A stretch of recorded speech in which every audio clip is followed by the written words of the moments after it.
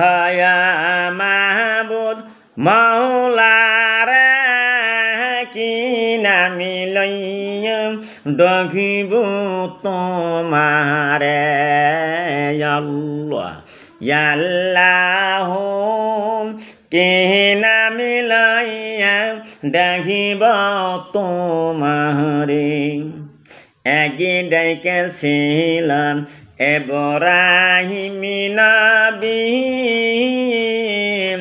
নমরুদের আগুনে তিনি গেলেন গো চলি আগুনে আইলা ফুলে বাগিস ইব্রাহিম নবী জলে না রে কি নামে লইয়া ডাকিব তোমারে আল্লাহ আল্লাহু আল্লাহ আল্লাহু।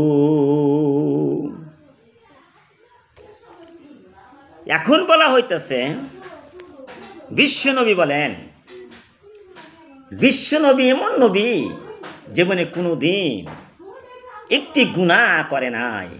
বিশ্বর মানুষ কোটি কোটি মানুষ, অসংখ্য মানুষ, ভারতের মানুষ, আসামের মানুষ, চীন দেশের মানুষ, তুরস্ক, বাংলাদেশ, ইন্দোনেশিয়া, যত কান্ট্রি আছে বিশ্বর জমিনে, হ্যাঁ চীন কান্ট্রি, চীন দেশ, আর যত মানুষের সব জায়গায় মানুষের কিছু নয় কিছু ভুল ত্রুটি করিয়া থাকে।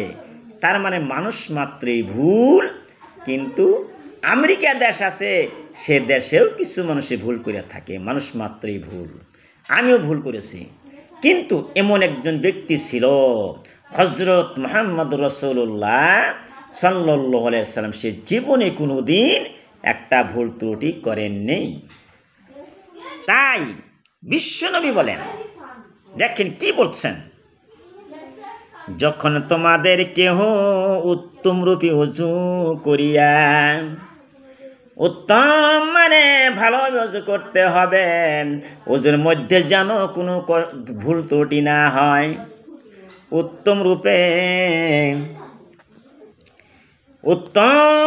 ওযু করতে হবে, তোমার ওযু যেন সই শুদ্ধ হয়ে যায়। যেমন ওযুর মধ্যে যদি একটা পশমের শোক না থাকে, তুমি শুদ্ধ করে ওযু করলা না, তোমার ওযু শুদ্ধ হবে না। তোমার ওযু যদি শুদ্ধ না হয়, তোমার নামাজও শুদ্ধ হবে না। উত্তম ওযু করিয়া নামাজের উদ্দেশ্যে বাহির হয়। ইন্নামাল, আমরা হাদিসের মধ্যে পাইছি, বুখারী হাদিস, ইন্নামাল আমাল বিন্নিয়াত, সমস্ত কাম নিয়াতের উপর নির্ভরশীল। ওযু তুমি করছাও, উত্তম ওযু করছাও, তোমার নিয়াত ভালো, সই শুদ্ধ নিয়াত, তখন প্রত্যেক ডান পা উঠানোর উপর তার একটি গুনাহ মাফ করিয়ে দেন। সুবহানাল্লাহ। তুমি কদম উঠাইছাও, একটা করে কদম উঠাইছাও, একটা করে গুনাহ তোমার মাফ। সুবহানাল্লাহ।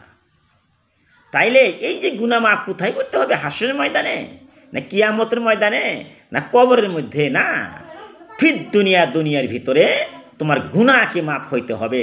একটা গুনাহ নিয়ে তুমি জান্নাতে যেতে পারবা না। জান্নাতের ভিতরে সই শুদ্ধ হয়ে পরিষ্কার হয়া তোমার জান্নাতে যেতে হবে, একটা গুনাহ যেন তোমার থাকে না।